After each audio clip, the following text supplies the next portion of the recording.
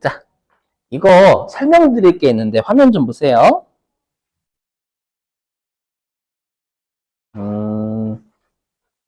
이거 설명드리려고요. 어저께 그냥 제가 뭐만 보여드렸냐면 어저께 그냥 자산이냐 부채냐 자본이냐 이런 것만 보여드렸어요. 근데 여기 보시면 여기에 갑자기 유동자산 이렇게 돼 있죠. 유동자산.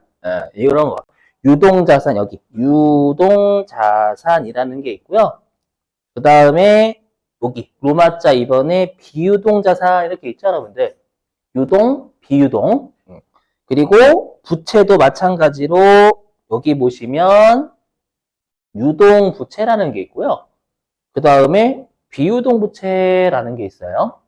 우리가 유동이 뭐고 비유동이 뭔지 알아야 되겠죠, 여러분들. 시험에 다 내는 애니까요. 자, 그래서 유동과 비유동이 뭔지 좀 설명 좀 하겠습니다.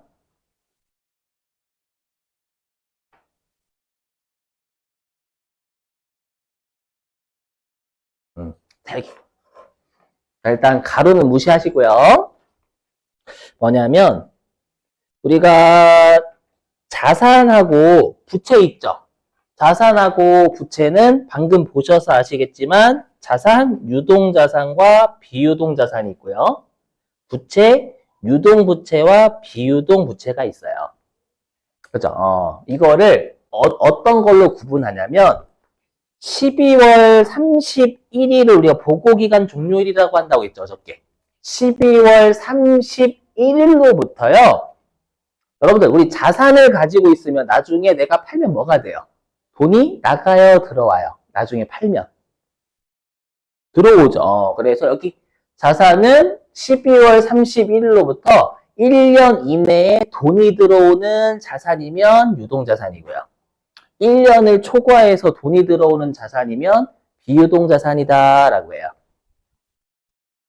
1년 이내에 여기서 현금화라는 건 자산이면 현금이 들어오는 자산이고요. 현금이 들어오는 게 나중에 자산이고요. 그 다음에 부채는 내가 나중에 어떻게 해야 돼요? 갚아야 돼요. 갚으면 돈이 나가요, 들어와요?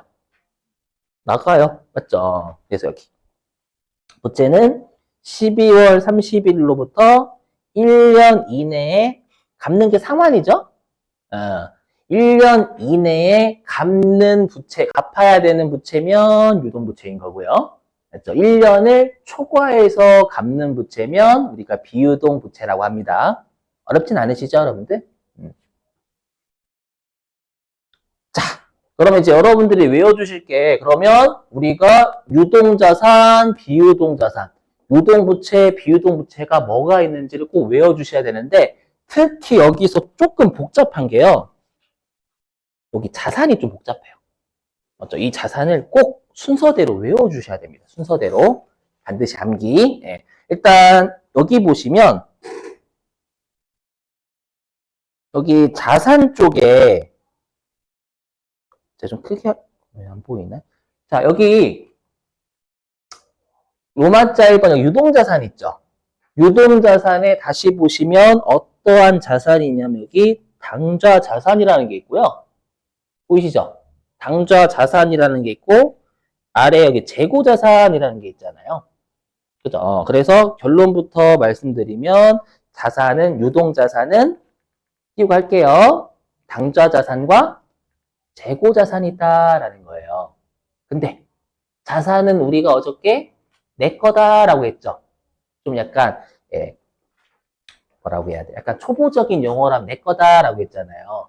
그럼 자산은 이 자산을 내가 어떤 목적으로 가지고 있는지에 따라서 어떤 목적으로 가지고 있는지에 따라서 성격이 구분이 돼요. 그래서 꼭 외워주셔야 됩니다. 여기 보세요. 자, 암기입니다. 자, 우리가 앞으로 재고 자산이라고 하면 판매 목적으로 보유하는 자산을 재고자산이라고 해요. 그러니까 우리 어저께 판매 목적으로 보유하는 자산 배웠죠. 뭐하고 뭐? 어떤 상품. 내가 판매 목적으로 외부로부터 사오는 게 상품이었잖아요. 그죠? 그 다음에 판매 목적으로 만든 물건은 제품, 그렇죠, 그렇죠. 근데 제품을 만들기 위해서 사오는 건, 그렇죠, 원재료. 상품은 사와도 상품, 파는 것도 상품.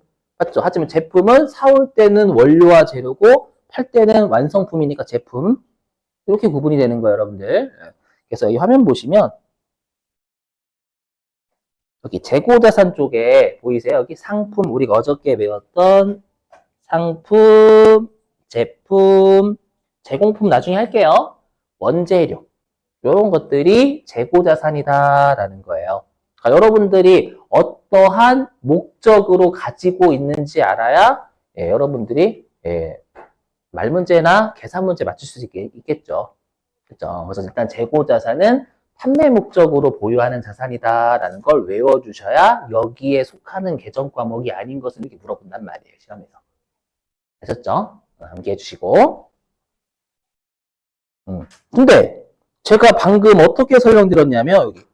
근데 방금 여기 당좌 자산은 목적을 안 적어놨잖아요. 맞죠, 여러분들? 여기 목적 안 적어놨거든요. 이게 당좌 자산의 정의예요. 무슨 말이냐면 당좌 자산의 정의는 1년인 올해 연도 말로부터 1년 이내에 현금이 들어오는 자산은 맞아요.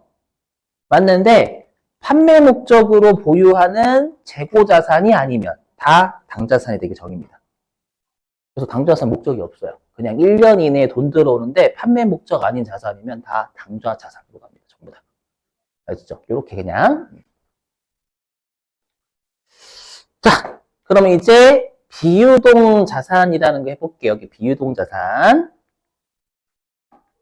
일단 이거 정상 영업 주기는 곧 설명할 거니까 지금 생각하시고. 자, 비유동 자산인가 해볼게요. 그럼 비유동 자산이면 올해 연도 말로부터 1년을 초과해서 돈이 들어오는 자산이 되는 거죠. 그죠? 그럼 이 비유동 자산은 총 4개가 있어, 4개. 일단 먼저 보여드리고 시작. 일단 얘부터 띄우고 시작할게요. 자, 일단 첫 번째가요. 투자자산이라는 게 투자자산. 딱 느껴지시죠? 투자. 했죠? 그러니까 투자 목적. 그러니까 우리가 이쁜 말로는 시세 차익 얻을 목적.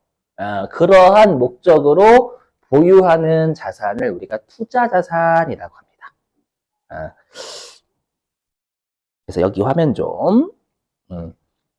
여기 보시면 비유동 자산 중에 여기 투자 자산이라고 보여요. 투자 자산? 그럼 우리가 투자는 여러분들 이자를 먹는 것도 투자잖아요. 그죠? 그래서 투자 자산 중에 장기 대여금 보이죠? 장기 대여금. 왜냐하면 대여금도 이자 먹는 거니까 투자란 말이에요. 근데 기간이 1년을 넘잖아요. 1년을 넘으니까 장기 대여금이라는 계정 과목은 투자 자산에 속한다라는 거예요.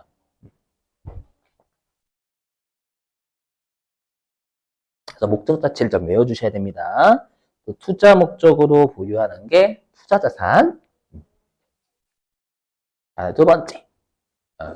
우리가 사용 목적, 회사가 영업 활동에 사용할 목적으로 보유하는 자산 2개예요, 2개. 형태가 있냐, 형태가 없냐에 따라서 유형 자산과 무형 자산으로 나뉩니다. 그래서 여기 우리가 사용 목적으로 보유하는데 형태가 있는 자산은 유형 자산이다라고 해요. 그럼 대표적인 뭐가 있을까요? 회사가 사용할 목적으로 가지고 있는 자산 중에 형태가 있는 거. 그렇죠. 뭐 기계도, 그렇죠. 기계도 있고, 뭐 건물도 있고, 토지도 있을까? 1년을 초과할 거니까. 돈 들어올 때. 그죠. 그래서, 여기 보시면 꽤 많아요. 여기 보시면 유형 자산이라고 해가지고. 그죠. 대표적인 여기 토지, 건물. 요런 거. 그 다음에 여기 뭐 기계장치 이런 것도 있죠. 뭐 기계장치, 뭐 차량 이런 것들이요. 나중에 다 배우실 거니까 일단 목적 자체는 외우고 계셔야 계정 과목 기억이 나요. 방금도 여러분 잘 하셨잖아요. 배가 아까 방금 사용 목적으로 보유하는데 형태 있는 거 방금 뭐 토지도 잘 대답하셨고 건물도 잘 대답 기계장도 하셨고 그죠? 자, 그 다음에요. 사용 목적으로 보유하는데 형태가 없는 자산은 우리가 무형 자산이다라고 해요. 무형의 자산. 그럼 대표적인 뭐가 있을까요? 우리 무형자산. 권리들이면 권리들. 맞죠? 특허권. 그렇죠. 내가 그 특허권이라는 권리가 있어야지만 그 권리를 통해서 내가 사용할 수가 있는 거잖아요. 그죠? 그래서 무형자산은 나중에 여러분들 다 대부분 권리들이 좀 많아요. 그죠? 그건 나중에 할 거고. 그리고 여기 우리가 2회, 그러니까 1년은 비유동자산 중에서 이래요. 유동자산, 투자자산도 아니고 유형자산도 아니고 무형자산도 아니면 그냥 기타 비유동자산이다라고 합니다. 여러분이 기타 비유동자산을 외우시는 게 아니라 이 세 개에 해당되지 않으면 그냥 기타 비유동자산이다라는 거예요.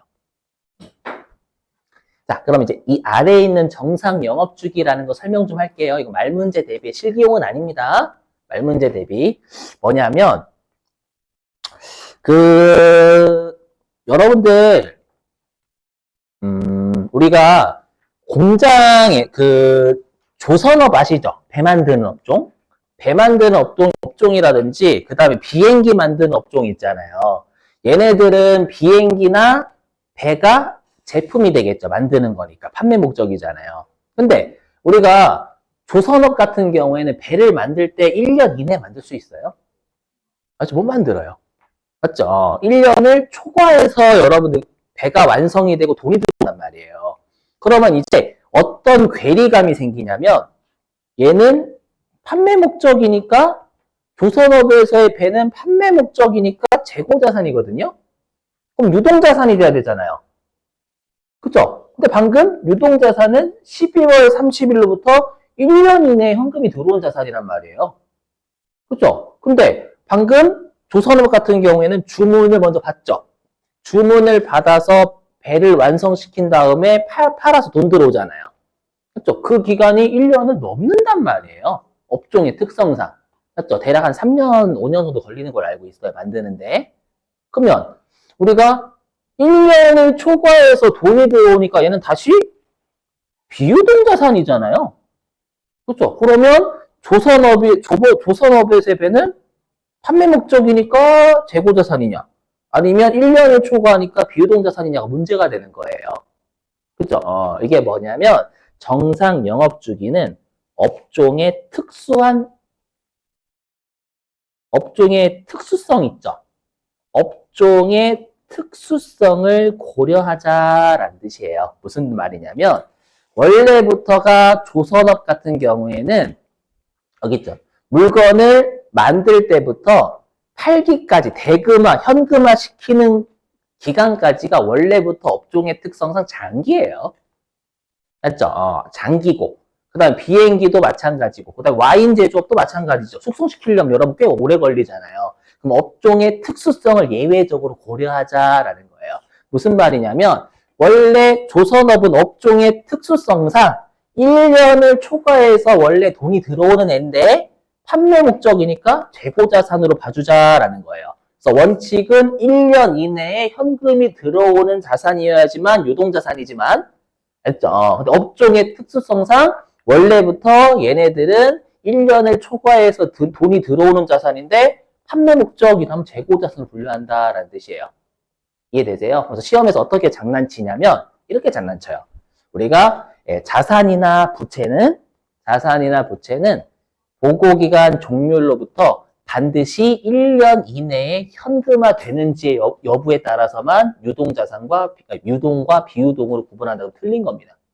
반드시가 틀려요. 왜냐하면 정상 영업주기란 특수성도 고려를 해야 된다라는 거예요.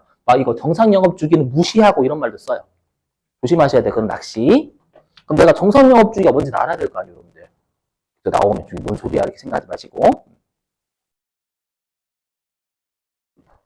자, 고려하시고요. 그 다음에 부채 갑니다. 부채. 네. 자, 요거까지만 하고 쉬겠습니다. 자, 부채는 12월 31일로부터 1년 이내에 돈이 나가는 부채는 유동부채입니다. 그래서 대표적인 게 우리 어저께 배웠던 뭐 단기 차입금도 있을 거고, 그죠? 그 다음 우리가 어저께 배웠던 거에 뭐 미지급금 같은 거 있죠. 그죠? 기억나시나요? 아닙니다. 그래서 여기 보이시죠? 여기 미지급금, 단기 차입금, 그다음에 선수금, 계약금도 받으면 1년 이내 물건 넘겨줘야 되잖아요. 그죠? 여기 선수금? 이렇게. 아무튼 우리가 어저께 몇 개 배웠던 거 있어요. 그래서 이렇게 구분이 되고요.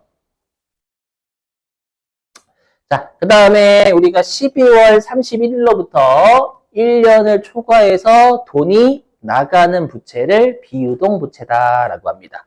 비유동 부채는 대표적인 뭐 장기 차입금 같은 게 있겠죠. 차입금 중에 1년 넘는 거니까. 그래서 부채는 정말 이게 끝이에요. 그렇죠? 그래서 부채는 자산보다 시간이 좀 덜 걸립니다. 이 정도.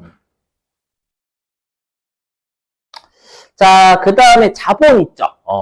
여러분들 그 회계급 배우셨던 분들은 자본이 되게 간단한데 법인의 자본은 간단하지가 않아요. 그래서 자본은 그 자본 동네에서 설명을 할게요. 왜냐면 지금 자본을 하면 여러분하고 저하고 사이가 안 좋아져요. 그렇죠? 진짜. 그래서 자본은 나중에 하겠습니다. 자, 요거까지만 좀만. 요거까지만 원래는 저도 몰랐어요. 이것까지만 하려고 했더니 이제 쉬어야지 했는데 뭐 같은 게 나오더라고요. 좀만. 자, 재무상태표의 작성 기준에서 볼게요. 자, 뭐냐면 어저께 했었는데 이거 중요하다라고 했죠. 뭐냐면 회계에서는 중요한 항목은 별도의 항목으로 구분하여 표시한다라고 했죠. 그럼 여기서 중요하지 않다 누구한테? 그렇죠. 주주나 채권자이지 저한테요라고 하시면 안 되는 거예요. 큰일 나요, 그러면. 알죠? 그래서 투자자한테 중요한 거. 투자자한테 중요한 건 주된 영업활동과 관련된 애들이죠, 뭐. 맞죠? 걔네들은 반드시 구분해야 된다라는 거. 투자하려면. 주된 영업활동이요. 반면에 중요하지 않은 항목. 투자자한테 중요하지 않은 건 그 회사의 주된 영업활동 아닌 것들이에요. 그렇죠? 그래서 중요하지 않은 항목은 통합한다라는 건 합친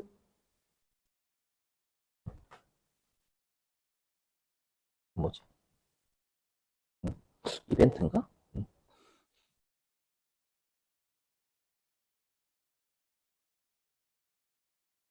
합친다라는 거예요.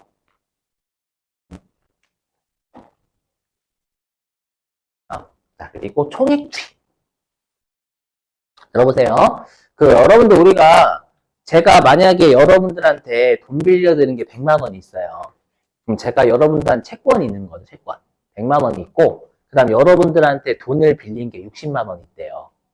그러면 실제 현실에서는 제가 여러분들한테 100만 원 받고 다시 60만 원 줘요? 그렇게 하는 사람 없죠. 그냥 제가 퉁쳐서 40만 원만 줘라고 할 거 아니에요. 일상생활에서는. 맞죠? 그걸 우리가 회계에서 뭐라고 하냐. 퉁치는 걸 어디 갔어? 상계라고 해요. 상계한다. 근데 회계는 원칙이 상계 금지예요. 원칙은 여기. 회계는 총액으로 기재하는 게 원칙이에요. 조심하셔야 됩니다. 말 문제. 회계에서는 총액으로 기재하는 게 원칙이에요. 이것도 내 돈 가지고 장사하면 퉁치면 됩니다. 그냥. 맞죠? 근데 주주하고 채권자들한테는 우리 회사가 총 채권이 얼마 있고 총 채무가 얼마 있는지 각각 보고해줘야 돼요. 맞죠? 그냥 퉁쳐가지고 알려주면 이 회사는 부채가 하나도 없나 보네. 이런 생각 든단 말이에요. 분명히 부채가 60만 원 있는데. 맞죠? 그렇게 하면 안 된다라는 거예요. 그래서 원칙은 총액으로 보고를 해야 된다라는 거예요. 이해되시겠어요? 그래서 여기 근데 시험에 어떻게 장난치냐면 상계하는 게 원칙이다 이렇게 장난쳐요. 알죠? 그래서 상계는 원칙이 금지입니다. 금지예요, 금지. 네?